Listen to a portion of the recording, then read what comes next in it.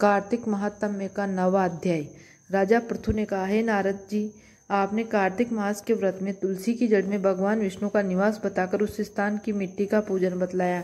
अब मैं भी श्री तुलसी जी के महात्म्य को सुनना चाहता हूँ। तुलसी कहाँ कैसे उत्पन्न हुई, ये बताने की कृपा करें। नारद जी ने कहा, हे राजन, एक समय जब देवगुरु बृहस्पति देवराज इंद्र कैलाश पर्वत पर शंकर जी का दर्शन करने के लिए गए तो शंकर जी ने उनकी परीक्षा ली। उन जटाधारी दिगंबर ने उनका मार्ग में ही अनुरोध कर डाला। यद्यपि वे तेजस्वी, शांत, लंबी भुजा और चौड़ी छाती वाले गौरवर्ण, अपने विशाल नेत्रों युक्त तथा सिर पर जटाधारी वैसे ही बैठे थे, तथापि इंद्र ने शंकर जी को न पहचान उनका नाम, धाम आदि परिचय पूछा और कहा, शंकर जी अपने स्थान पर हैं या कहीं गए हैं।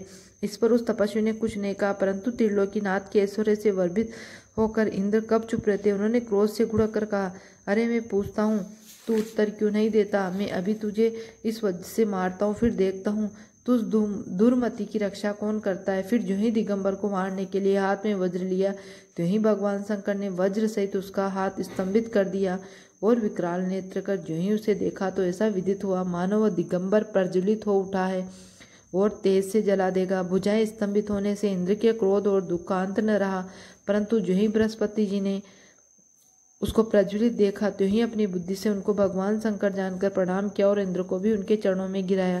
फिर बृहस्पति जी बोले, हे दीनानाथ, अपना क्रोध रोककर इंद्र का अपराध क्षमा कीजिए।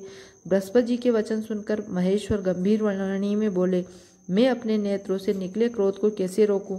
तब बृहस्पति बोले, हे भगवान, भक्तों पर तो दया करनी ही चाहिए, अतः अपना भक्त वत्सल नाम सार्थक कीजिए और इस तेज को शांत कर इंद्र का उद्धार कीजिए।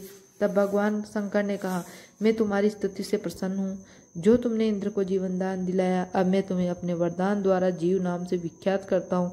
मेरे नेत्रों की अग्नि अब इंद्र को पीड़ित नहीं करेगी। ऐसा कर शंकर जी ने अपने माथे से निकले हुए तेज को लेकर क्षीर सागर में डाल दिया और लीलाधारी भगवान अंतर्ध्यान हो गए। इंद्र और बृहस्पति दोनों भय से मुक्त होकर परम सुखी हुए। इस प्रकार इनको जानने की इच्छा थी। उन्हें जानकर इंद्र और बृहस्पति अपने स्थान को चले गए। 9वां अध्याय समाप्त।